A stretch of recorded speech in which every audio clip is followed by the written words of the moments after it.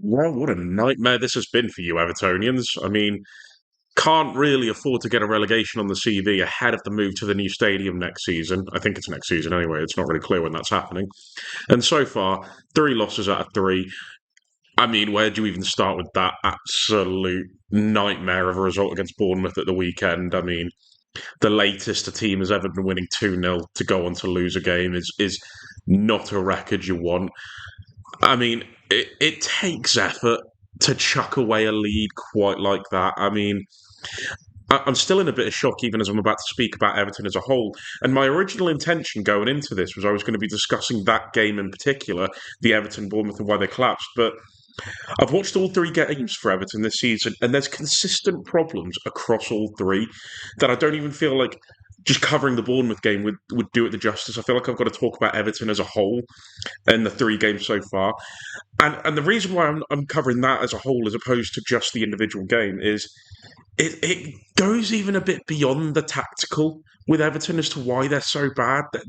There's so much wrong with this team, from personnel to profiles to tactics as well. That's a part of it. To quality. Just this is not a Premier League team.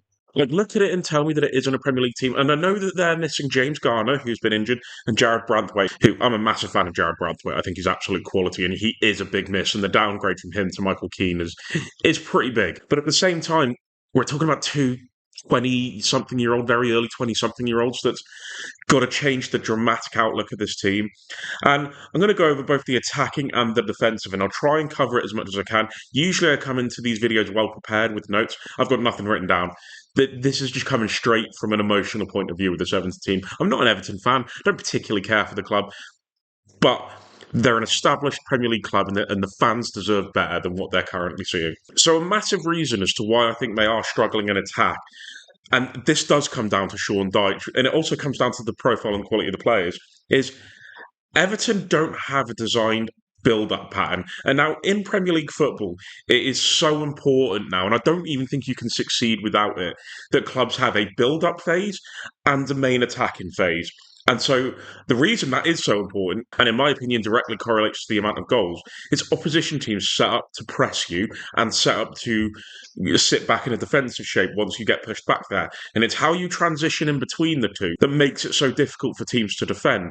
And it's hard graft when you go from that pressing state to the defensive phase, and those gaps that open up and the way you can get exploited and the way that teams move around your pressing shape is is important, and it can kill teams because I say it's more fun to be on the attacking end of things when you're playing through the lines and you're playing short passes and you're playing well as a team. It's not fun when you're doing that as the defensive team. I say it's just a lot of hard graft, especially when you're without the ball for sustained periods of time.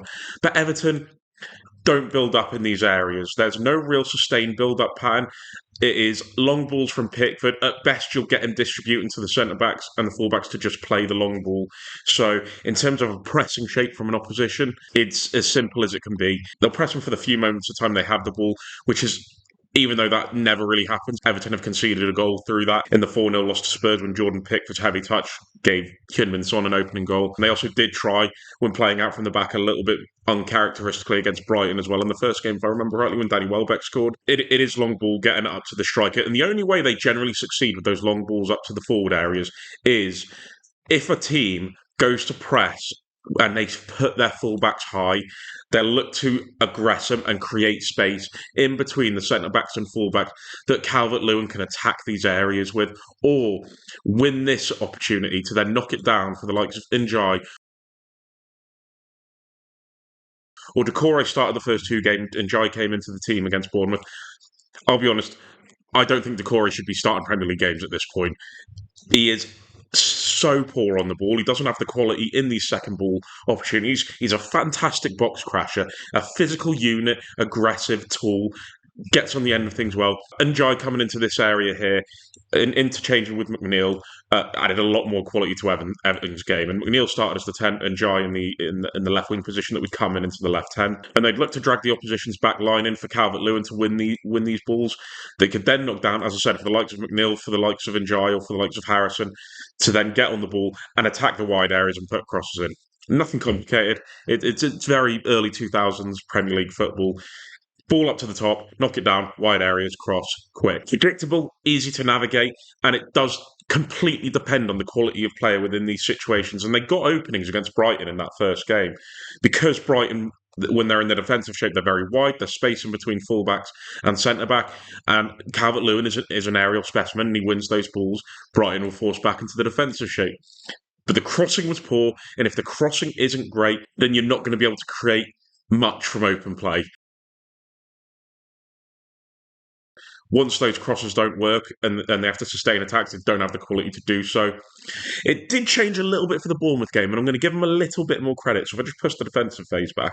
Against Bournemouth, you saw a couple moments of sustained attacking periods with the sort of 3-2-5 that could be overly aggressive in the attack as well at points. I thought you had Njai coming into the left-hand position where he added a little bit more quality.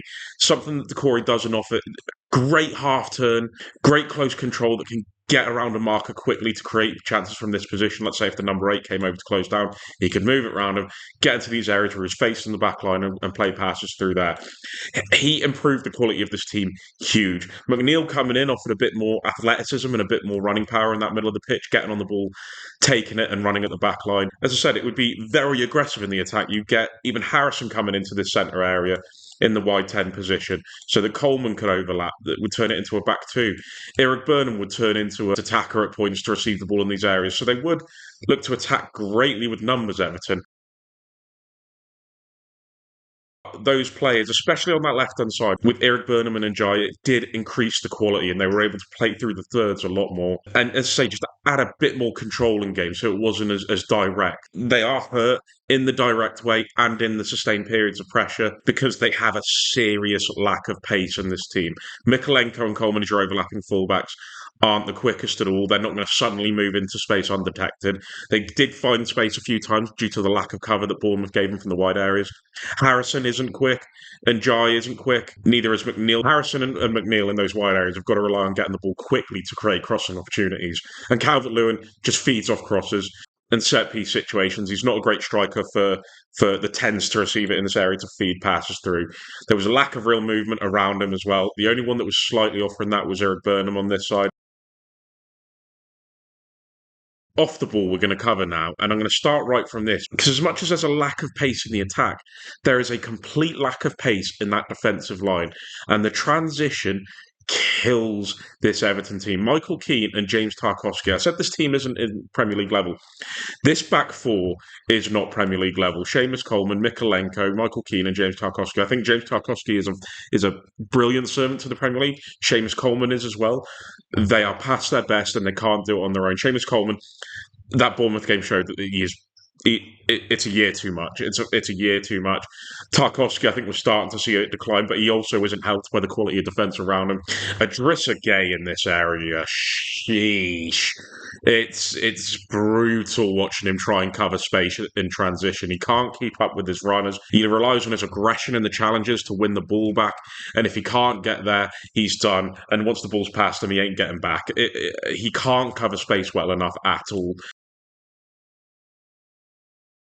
But the lack of pace Everton have, they get pushed back far too easily. When they're pushed back, they're not a completely deep defensive line, to be fair. He does like to engage in a mid-block to Sean Dyche. But there's a few issues that come up in this shape. One of which are these areas, these wide 10 positions, and this killed them against Spurs because the Everton defensive shape is wide, and with teams now that overload those attacking areas, especially this season, we are seeing a lot of teams play more with a 3-1-6, getting as many players in between the defensive midfield as possible.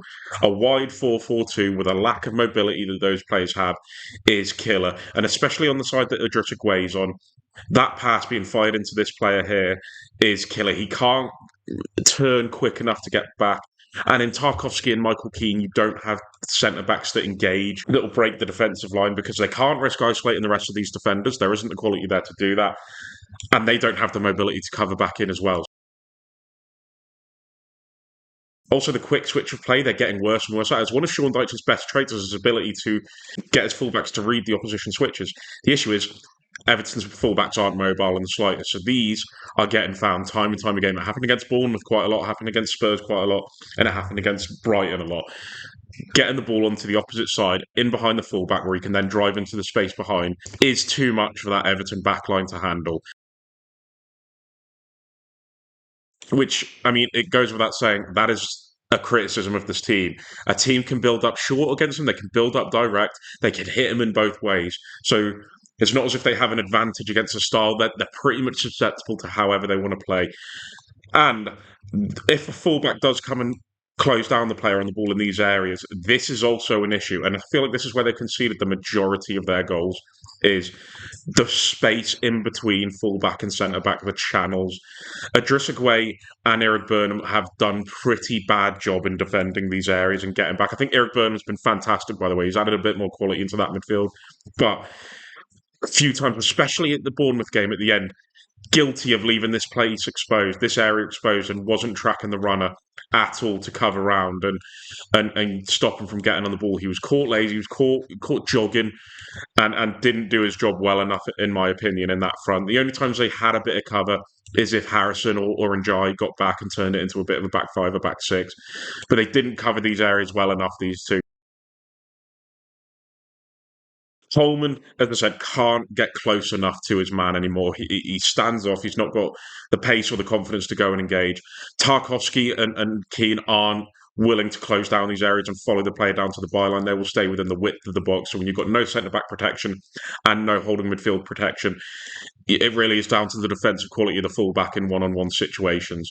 Also, another issue, if a fullback gets dragged out of position for whatever reason, especially if it's in transition, Everton are terrible at defending the back post. There is a goal I'm thinking of against Brighton, the first one that Matoma scored, and the winning goal for Bournemouth at the end, where players are found at the back post with crosses because these centre backs aren't willing to cover the end. The fullback that gets pulled out can't recover in quick enough, and the protection from the supporting players is nowhere near good enough. They can't get in, or they won't get in to cover this area and prevent that back post from becoming a threat, even when there's clear danger. And Bournemouth exploited that to get the winning goal. Keane doesn't drop off. They're too busy protecting the sort of near post and central areas of the box. And so once that ball goes into the far post, there's players with a free header that can get in. Recovery from this team is poor. They're so unathletic. So unathletic. It's not even true. And the confidence goes in this team big style. Once their heads drop, once they've lost a few goals, and they've got to do those hard yards to prevent space from being opened up in crucial areas, they can't do it. And there's so many frailties athletically, tactically. And as I said before, I'm beating a dead horse by saying it, but quality, nowhere near good enough to survive in the Premier League, in my personal opinion. And as I say, this could be a long season for Everton. I worry about you guys. I worry about you guys a lot. The international break might come at a good time. Let's see how they bounce back from it. I'd love to hear your thoughts. Everton fans, let me know in the comments below how you're feeling about this team, how you're feeling about this season, and how painful it could be going forward. But cheers for watching, lads. In a bit.